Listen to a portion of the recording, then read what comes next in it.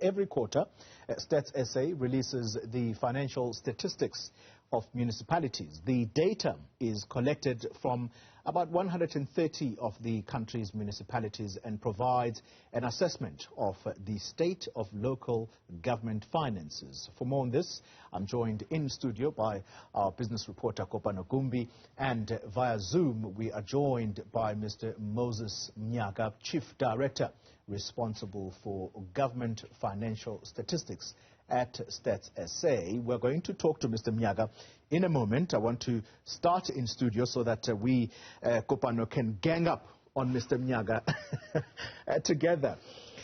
What have you gleaned as the findings of Stats SA when it comes to finances at local government? What stands out for you? You know, this is a very interesting set of data that they release, in fact, and it corresponds quite beautifully with what we see from the Auditor General every year in terms of how municipalities are financing and funding themselves. It's very important to note that, in fact, the municipalities submit this information to Stats SA, and so there's always that risk of some municipalities that have unclean audits or missing financial information, or they report information from the following quarter, in the previous quarter, etc. All of that comes into play when you're releasing this sort of data. But I think the most interesting part is that municipalities are still spending a little bit more than they're collecting from residents, as well as how municipalities are actually dispersing of their responsibilities, their services, how that financial management is at play. And you speak about a point which is critical. Municipalities are spending more than they are collecting. Give us one or two examples of those services where they should be collecting more money in terms of revenue, but instead they're spending more money in order to have this service delivered to residents. I think that's the most topical one, and we all understand it because we're faced with it every day, electricity, and I think Mr. Mnyaka can speak to that a little bit more, having looked at this data consistently. But it looks like across the board, or on average, municipalities are spending more to buy power than they're receiving in the services and the rates that they charge us for dispensing that electricity, which I think is... Mr. Mnyaka, this is where you come in. You tell us what your findings are as to why it is that municipalities are spending more money as opposed to collecting revenue.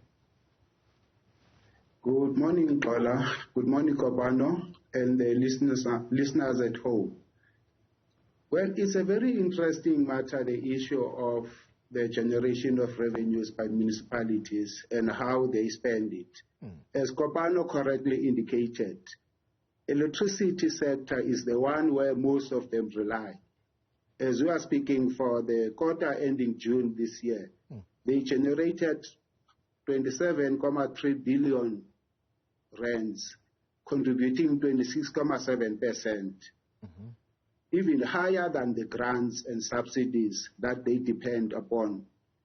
And the third most increasing one, contributing factor, is the property rates, which contribute about 17.5%.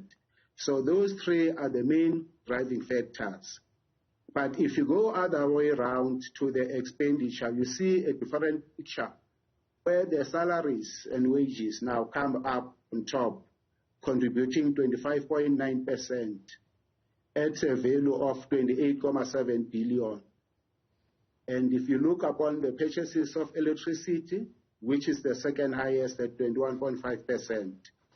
And of interest is that now, if you extend for the 12-month period, if you take the results of the year and financial year ending 2020, that is from 2019 to 2020, the similar picture is painted when we are dealing now with all the 257 municipalities. So that tells that now the municipality relies a lot on the services that are rendered through the payment of electricity, through the license fees. But their cost now, which are the driving factors, depend on the employee costs, all that form both contract and permanent employees. All right, Mr. Mnyaka, I'm going to ask us to pause there for a moment because you've said a few critical things. When we return, we are going to focus the attention, because this is a story I once heard, that people at provincial government actually earn less than people employed at municipal level. And I found that to be very strange. Maybe Mr. Mnyaka might explain that to us today, and whether or not it is in fact true. We'll continue the conversation in a moment. You're watching Newsfeed AM. We're discussing the state of municipal finances. In studio, I have business reporter Kopano Gumb, and via Zoom we have Mr. Moses Mnyaka, Chief Director, responsible for government financial statistics at Stats SA. Let me bring it back to studio. Kopano, there has always been this talk, and I have yet to know officially that maybe it is true, but municipal officials apparently, or let me say allegedly, get paid more than provincial officials. Perhaps that makes sense because municipalities get bigger budgets than provincial governments. Am I correct? I think that is most likely the case, and municipalities have a lot more responsibility often than what provincial governments have to do, because they are the first line of defense for providing services to residents of any municipality and across the country. And so they are the revenue collectors, they are the operationalizers of all of these public services, as well as the maintenance of those services. They're a cold face of service delivery, as is often said. Absolutely. However, interestingly, from the statistics, we see that their salaries are often higher than the amount they spend on service delivery. Mr. Mnyaka, does that make sense for you? Does that make sense for you? So confirm first whether my story from the grapevine is true, that the salaries of provincial officials oftentimes are less than those of municipal officials. Well, it might be true, Ola, in the sense that the salaries of provincial officials, they are more fixed and stable. It's people who are employed on a long-term basis compared to the local government, and most of them are contractual positions, and they appoint people based on the grants that they received. Whereas for the provincial one, they've got the fixed salaries, the budget that they receive from National Treasury. If you take, for example, the results we just released today, if you look upon the breakdown on the categories of municipalities, for the metropolitan municipalities, they have got the biggest contributor on that 28.7 billion. They contribute 58.7%, and that is followed by the local municipalities, of which we've got 95 of them. They contribute only 34%, and the least are the district municipalities. And remember, that's where now very few offices we've got, and also very few officials are involved in the district municipalities. Hence, they contribute 7.3% only. So it tells a picture that now the metros are the one that are main driving factor, and they are the one now who are much more closer on the service delivery.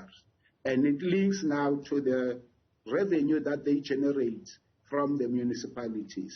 So, Mr. Mnyaka, if these municipal officials get so much money for jobs that sometimes they simply cannot do, we're going to talk in a moment about financial, or should I say the consultants that are often hired by municipalities in order to do the books, for example. Does it make sense to you that municipal officials get so much money by way of salaries when they can't even do their jobs? Look, unfortunately now, from the number side, we don't measure the issue of the delivery in terms of the jobs of the employees in municipalities. What we look upon is how they spend the money. What are the key driving areas where the expenditure from the coffers goes to? And one of the areas of interest is the issue of the bad debts where the municipalities are paying a lot, about 7.4 billion, which is 6.7% of the total expenditure, goes to the bad debts. And those are the areas now where you find that. And also the other one, for an example, is the contractual services, the services now that they do through contracts. Yeah. And again, they are putting a lot of resources in that field. So it's a very tricky one now in terms of the deliverables against the cost that they enjoy from their salaries. Yeah. Kopano, talking about contractual services or contractual costs, what have you seen in this data specifically around consultants? Because we know that municipalities rely heavily on consultants. In fact, Fully, I was just about to ask Mr. Mnyaka that very question, because what we see, in fact, from the last quarter to now, from March and until June, the amount of money municipalities have been paying to contractors and consultants has actually increased. Now, we know this is something the Auditor General has flagged as a very important point that municipalities need to be looking out for, because it just constantly inflates the costs, and it's easy for contractors to be unaccountable for that money at the end of the day, because service delivery is oftentimes quite poor. So, Mr. Mnyaka, I mean, we see these numbers. It's quite a significant difference. I think there's been an increase of around 150 odd million, if not more. Could you take us through that a bit more?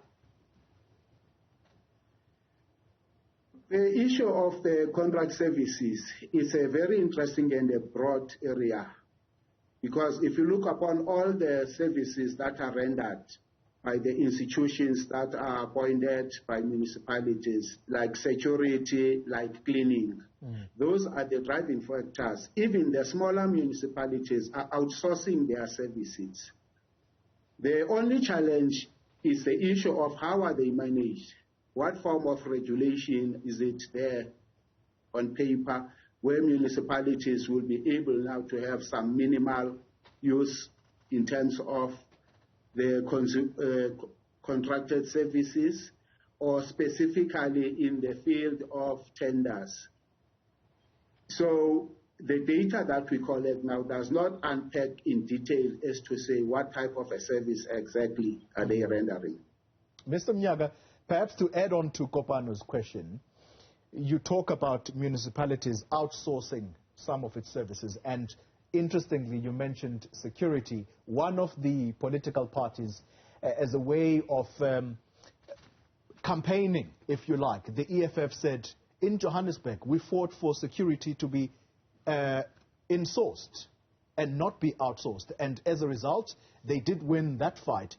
Does that save money, where you have the municipality hiring its own security services as opposed to outsourcing it? Well, the issue of the outsourcing and insourcing of services is a very tricky one. It all depends on the discipline that the particular institution have on how they manage their finances. It has got its own benefits and its own disadvantages. When it comes to the benefits, you are able to control and see to it that your service goes where you need it the most.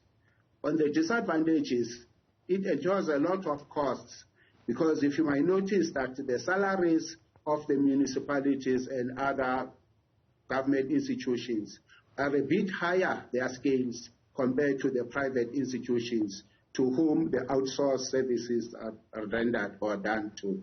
So that's where now the disadvantage comes into the cost of maintaining such services. Mr. Mnyaka, you, as StatsSA, have been collecting this data for quite some time now. And I wonder, we often talk about the big metros, Johannesburg, Tshwane, Ekurhuleni, etc. But I wonder, in the smaller metros or in the smaller district municipal offices, are you seeing trends that are aligned to what's happening with the bigger metros, where expenditure is higher than the income that they're collecting, or there's just a lot of irregularity in how they're managing their finances? Well, the metros, they trend a similar picture. If, for example, on the employee-related costs, you look onto the city of Johannesburg and the city of Cape Town, those are the main drivers in terms of employees and thereafter we come to eThekwini and a little bit of Ekurhuleni. But the lowest metros are the ones which have got the least contributing when it comes to the related costs. And Mangaung is the smallest one. And if that's the picture now in the metros, that becomes much more worse when you go to the local municipalities and the district municipalities. Mr. Mnyaka, perhaps as a final question, and very briefly if you can, there has always been this debate, and it continues to be an ongoing one, about the existence of the provincial government. I think we all agreed in this conversation that because local government or municipalities are at the coalface of service delivery, it's never really been understood why provincial governments should exist. In your calculated guess, should provinces exist given the strain on financial resources? It's interesting. Coincidentally, today we also released the results on the provincial institutions, that is the 122 provincial governments, departments. And the way the expenditure patterns are spread, and also on the income side, where they mostly depend on the grants from the national office, they still have got a role to play. It's the matter of how then those funds are managed. Because currently, if you look, there isn't been much link between the provincial government and also the local governments.